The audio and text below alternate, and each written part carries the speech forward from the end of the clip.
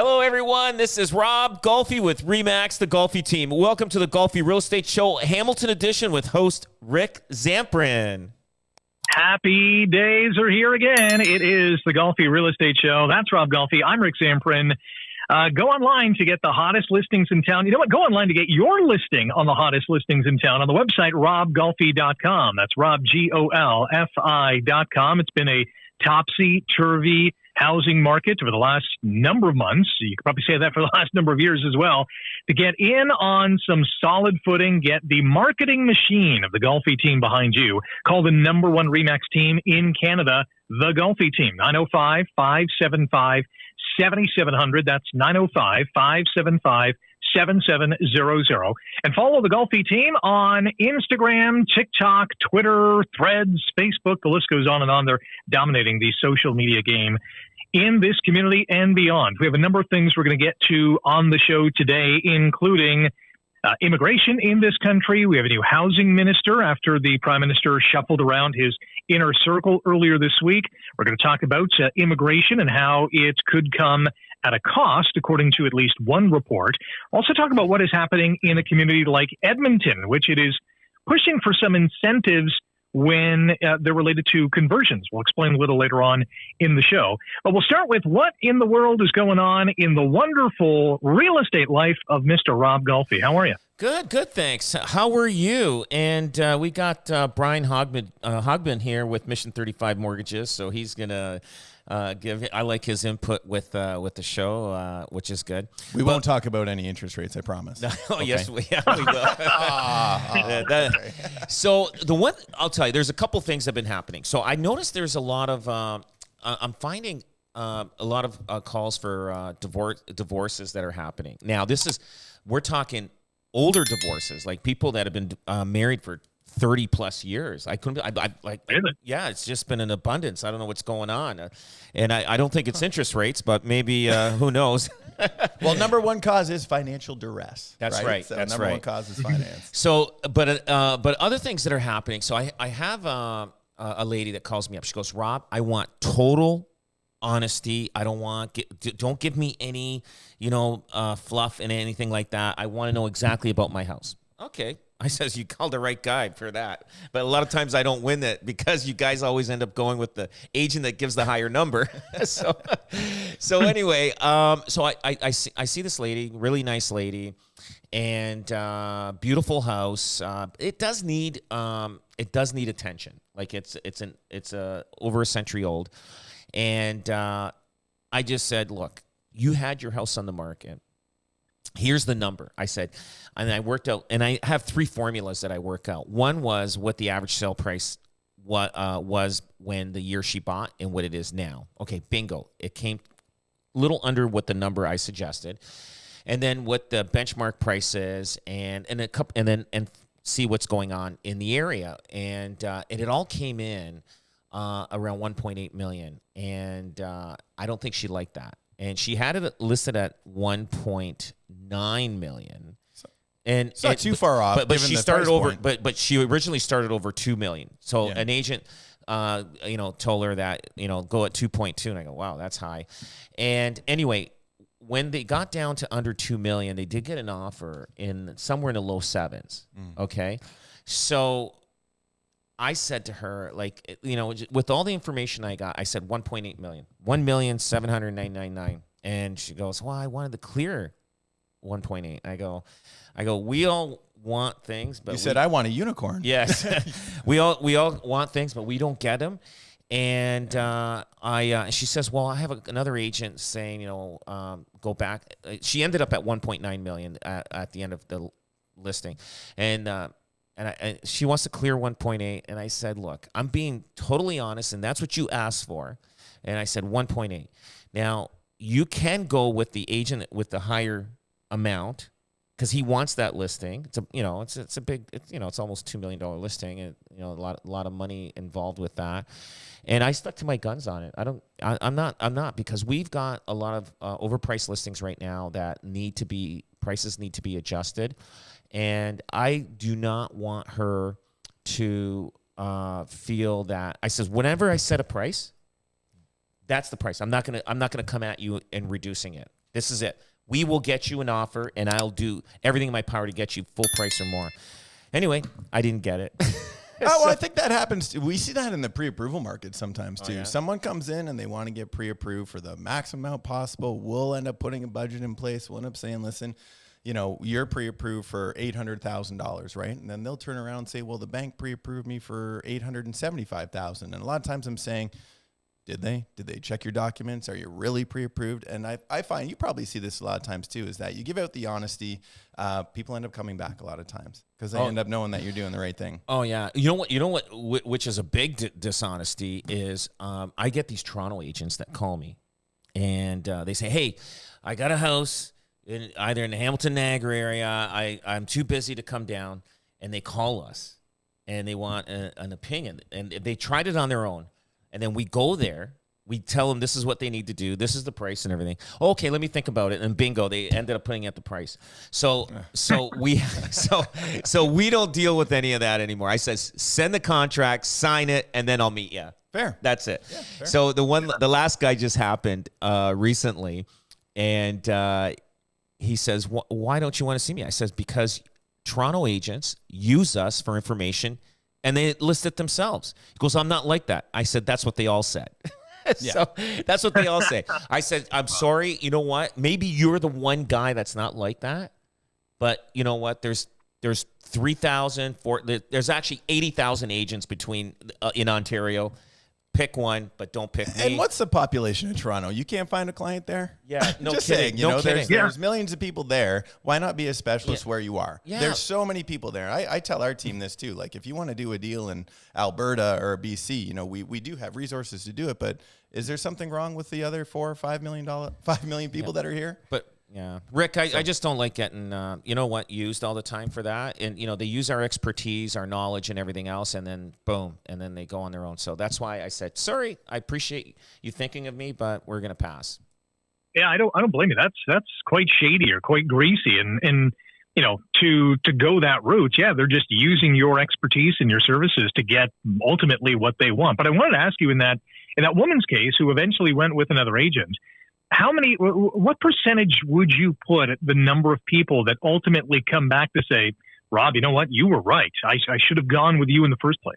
It is. And that's why I have no problem when I'm walking around in public. I see people. They actually come up to me. Sometimes it's 6 months later, a year later, if I bump into them, they say, you know what? I should have went with you. And I'll give you a quick story. And I might have said this story once already. There was a house in Stony Creek on the water. This is years ago. And I was up against another agent. Again, I gave them the honest, I was totally honest, transparent with the price. And he goes, really? And I said, absolutely. The other agent went with a higher price. Guess what? And they went through 6 months of hell, and they had to keep lowering.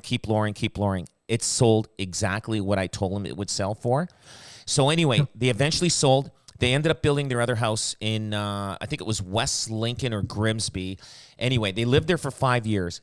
5 years later, guess who gets the call to sell that house? That it was a 1 acre property, bungalow, custom built home.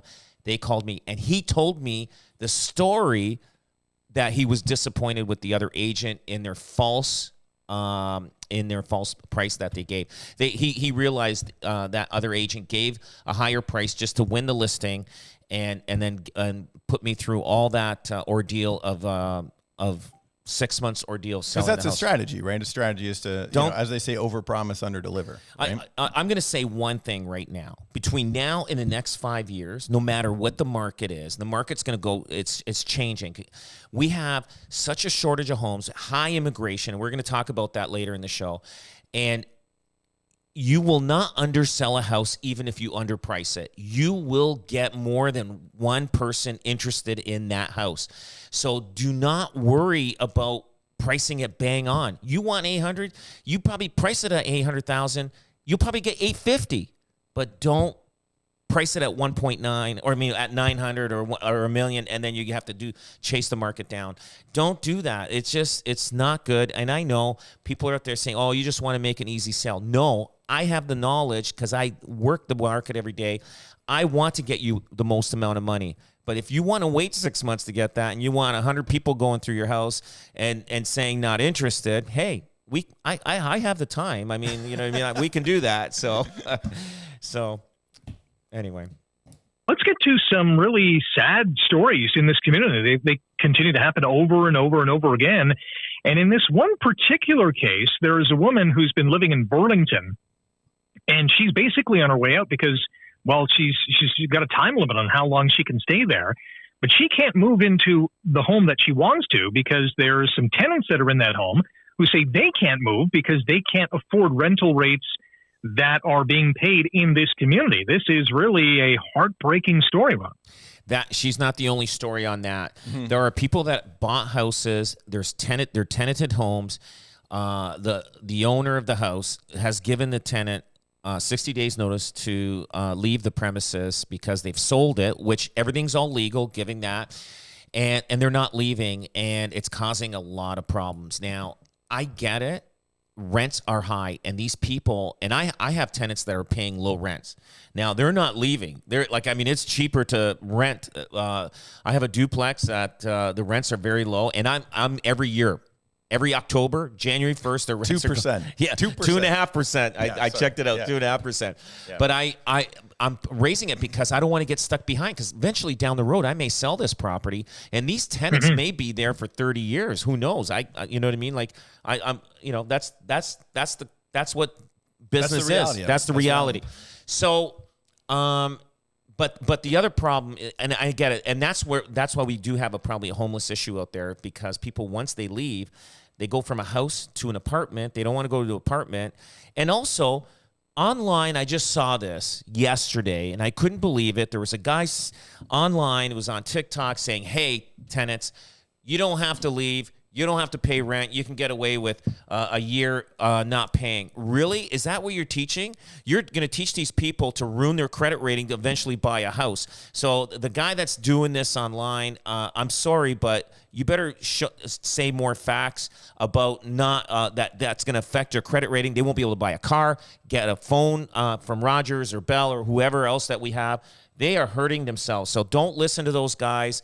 I get it. You're being evicted from your house. It's not what you want, but this is life. This is life. Well, you know? and to that guy's point as well, too, you're also putting people's safety in danger, because if you stop paying the bills, there's a lot of mom and pop landlords out there who depend upon the rent to make the bills, right? So if interest rates are going up, and mom and pop bought a rental or two rentals, and they're trying to do the right thing. They're trying to be good landlords, but the landlord-tenant tribunal is so far backed up that if that income stops coming in, and there becomes issue with the property, and then it's a struggle to maintain it for them as well too, right? Yeah. So I think it can be, I think that's terrible advice. It's especially if you're a young, new investor for real estate. It isn't good, and why would you want to do that to another human being? You know what I mean? Like rip them off. I don't know. It's not good. I don't know. It just. The other example was on Melvin Avenue on Friday. They being dozens of tenants, were basically forced out of this high-rise apartment building in East Hamilton because the landlord said, "Listen, it's time to reno. There's a number of deficiencies. We have molds. Things have to be replaced or updated."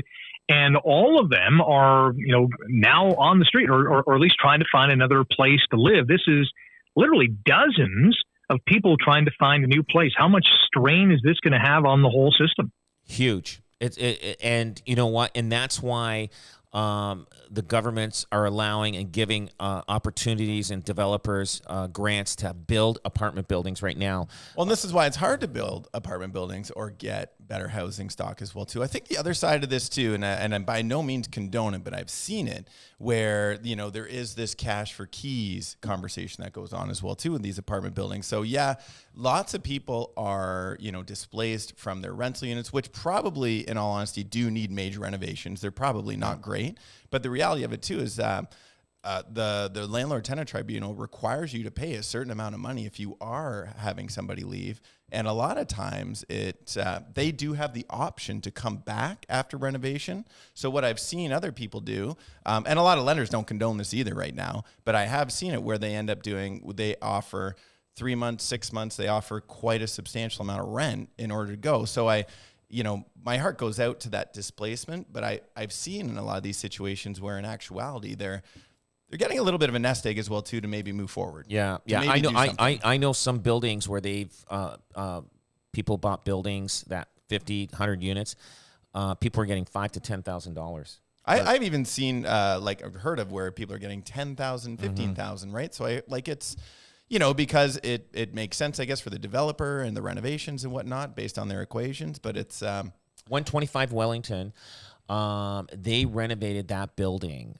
Like you and I were at the course. Remember that? Yeah. Well, they put $5 million in renovations, Yeah. and the value went up in it because they probably displaced and paid off tenants to move, and that's what most developers and investors want is to increase the value, renovate the building. It's good for another 20, 30 years.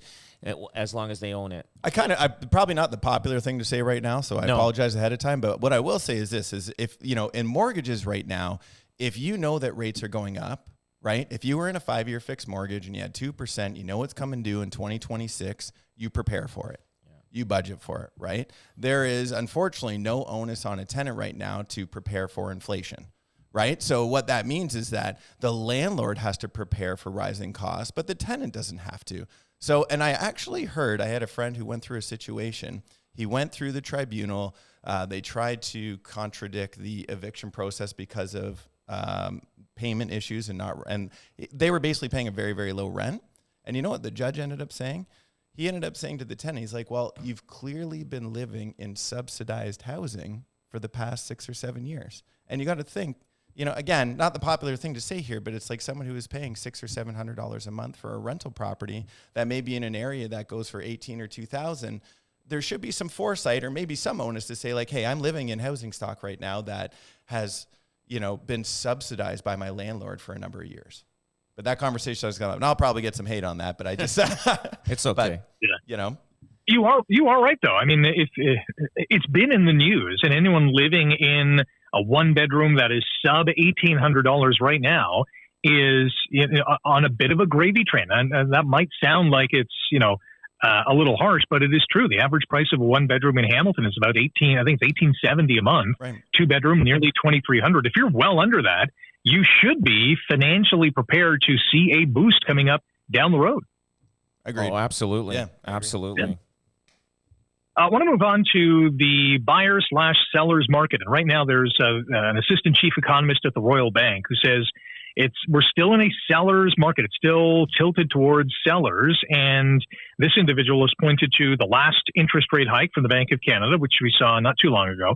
And really the diminished enthusiasm among buyers given the price gains that the market has seen over the last number of months, at least the first, especially in the spring market, as you and I, Rob, have kind of recounted in past shows. Do you get a sense that it's still in favor of the sellers here in Hamilton?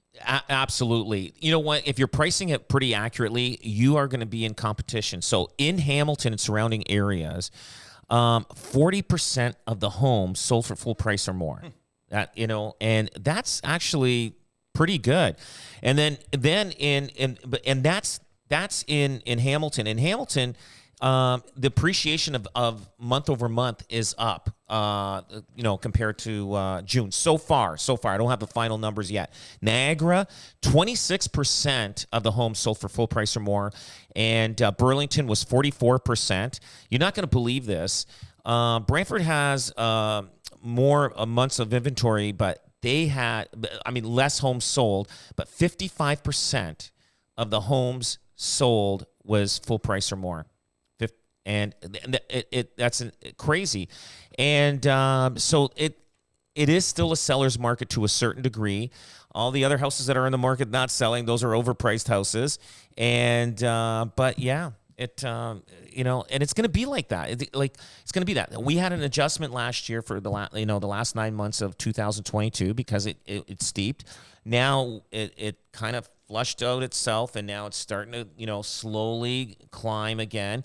And then we're going to see this, this is going to be an up and down thing, but it's going to be continuously going up for the next 5 years, in my opinion, because there's a shortage. We can't catch up. There's no way to do it. Yeah, and I think it'll probably go up marginally, right? Do you think the increases that we saw are not the norm, right? And the decreases that we saw are not the norm. But, to see a 3-4% increase in uptick year over year is more of a normal market, would you not say? Absolutely. Actually, even 5% is more of a normal market, but I think it's going to be more than that in 5 years. Like I said, 2026, 27, you're going to see huge numbers increase. Well, that's when all the mortgages come up for renewal as well. Oh, there too. you go. Yeah. Well, everybody who took a 5-year and then a 2-year, we were talking about a double cohort, right? In the 2025, 2026, you'll have probably an obscene amount of mortgages come up for renewal because of the amount of people that took 2-year terms or 3-year terms. Yes, that's right. Yep. Over the past, and that was more so than ever. And then in addition to people in 2020 and 2021 who are in a 5-year who are like, I ain't touching it. I'm not doing nothing until it comes up for renewal.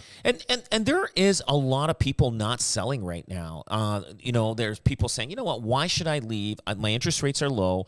I don't need to sell my house. I can live where I am. You know what the scary thing too is that I see is that there's a lot of people that are also kind of hiding under the blankets. I hate to say it, and I mean that because there are certain people and we're seeing this more and more. We had a client the other day that came in, they built a house, over leveraged in probably a poor time, right? And they're building.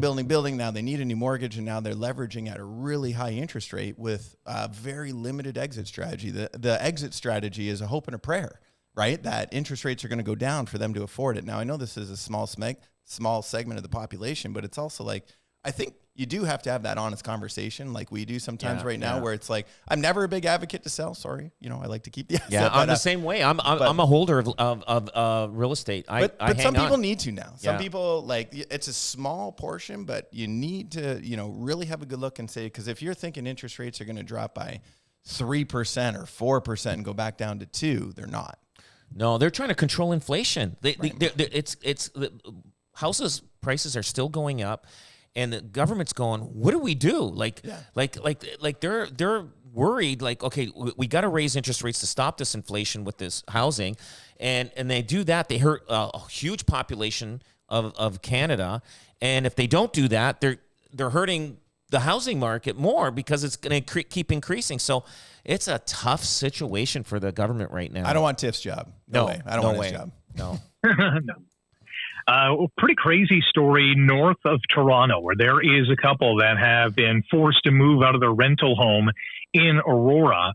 And they're basically saying, the government probably should have had a better immigration plan and instead of opening the doors and the floodgates to immigrants coming to our nation, which, are very much needed in terms of the skilled labor force. There's not enough homes for them. And there's really not enough homes for a lot of people already. But this couple, who, again, have been forced to move out of their rental home, really can't get into the rental market, even though they are offering 2 years' worth of rent up front, nearly $100,000 in cash, and they still can't get in. I mean, if that doesn't say we're in a housing crunch, I don't know what does.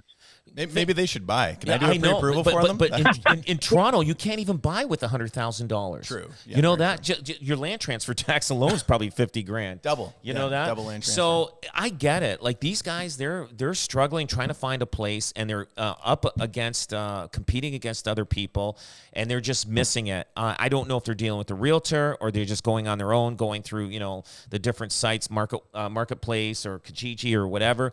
But I think if they deal with a reputable realtor out there, they'll have a better chance of getting a place because, other realtors will say, okay, we know this guy, he's reputable, all that kind of stuff. And somebody can negotiate with you. But this is the problem we have. These people are ready to move into their parents' house to figure out and find a place. It's a real tough thing. Yeah. I have a friend right now who's trying to find a place for his daughter in university in the GTA to go and rent. Cannot find one. And he's telling me the applications that you got to fill out. He was saying, Brian, they want to know my life goals. Yeah. The landlord's basically saying, give me your name, address, SIN number, birthday. Where do you see yourself in 3 to 5 years? It is very, very picky right now. It's tough. It's tough. Just to put the wraps on this story just north of Toronto. So again, a couple has to move out of their rental home in Aurora. They don't qualify to buy a home where they want to live. They can't afford the rent, so they're being forced out of their rental unit. They had been paying about $1,900 a month. It's being boosted to $4,000. Can't afford that. They're offering up to 2 years worth of rent up front. Still no takers. So they're deciding that one of the options they have is considering a move to Atlanta, where they have additional family there because the homes there obviously are much cheaper.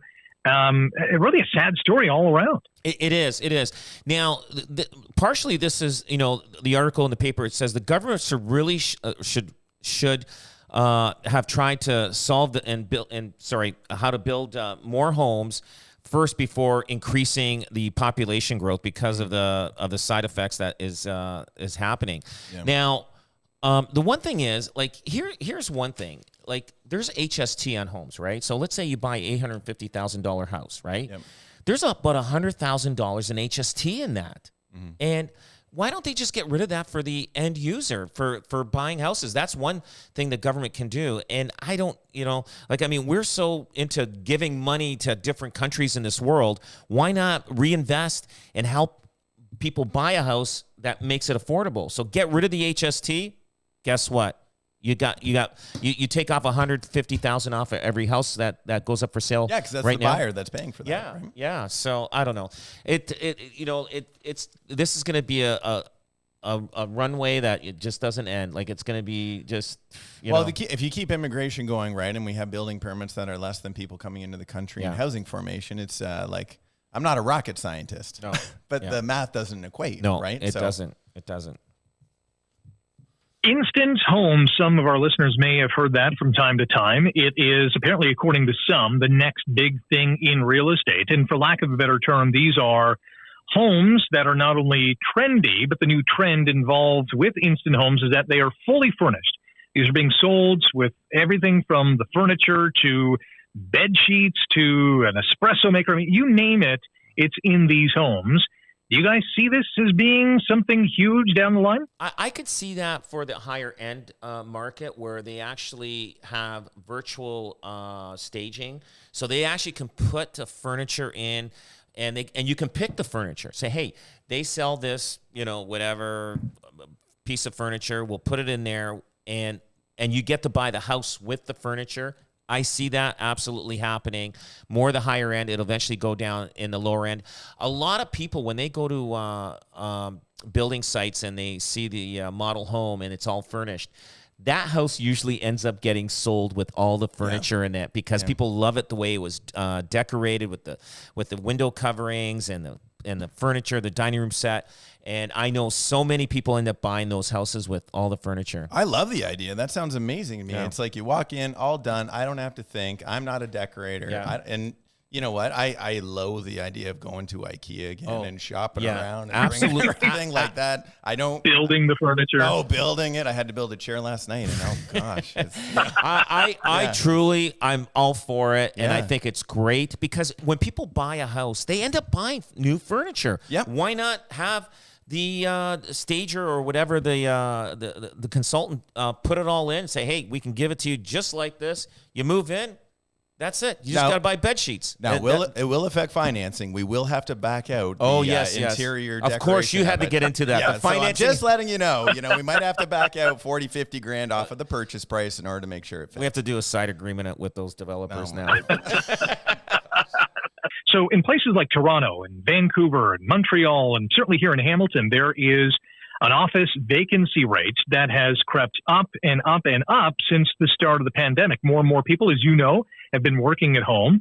A lot of people are in hybrid mode when, they're in a day or two in the office, but more or less they're at home more often than not. So there's a big push with the supply situation we're in to have more downtown office spaces converted to living spaces.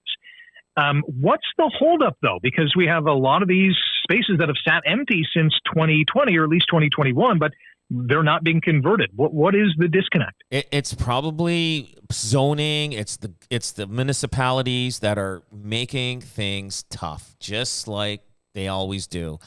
They want to go through the whole rigmarole and drag it out. And you got entrepreneurs that own these buildings and developers and investors, and they want to get things rolling. We need more housing. They talk about it, but when it comes to doing it, boy, they drag their feet about it, and that's the sad thing about it. And I know in Edmonton and Calgary, they've, I think, started already converting. Now I'll tell you, business people, if they own these buildings, they can do it on a dime. They can get the plans. They can get everything done fast. Not like the way the government moves, and they move in a crawl, slow pace where things take forever. So you got an entrepreneur or a developer or an investor that's going, come on, let's go. And then you got the other guys, well, you got to wait for a hearing in 6 months. Then you wait for the next one in 2 months. And the other one, it just takes forever. And that's what's the problem here. And I think, too, a lot of these really great innovative ideas of transforming, the commercial space into residential come from younger entrepreneurs a lot of times as well, too. And the younger entrepreneurs, they may not have the backing of capital like a lot of the other business people do. So not only does it take so long, like you're saying, Rob, but it's also they'll bleed out.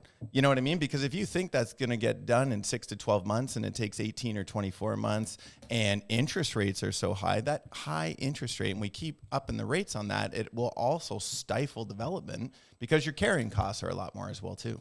So I think that hurts that initiative as well too. That's a good point. Let's talk about immigration. Not only does Canada have a new housing minister that's going to look at the housing crunch, but immigration-wise, we know that 500,000 new immigrants are coming to this country each year by 2025. That's about 1.5 million over the next, 2+ years.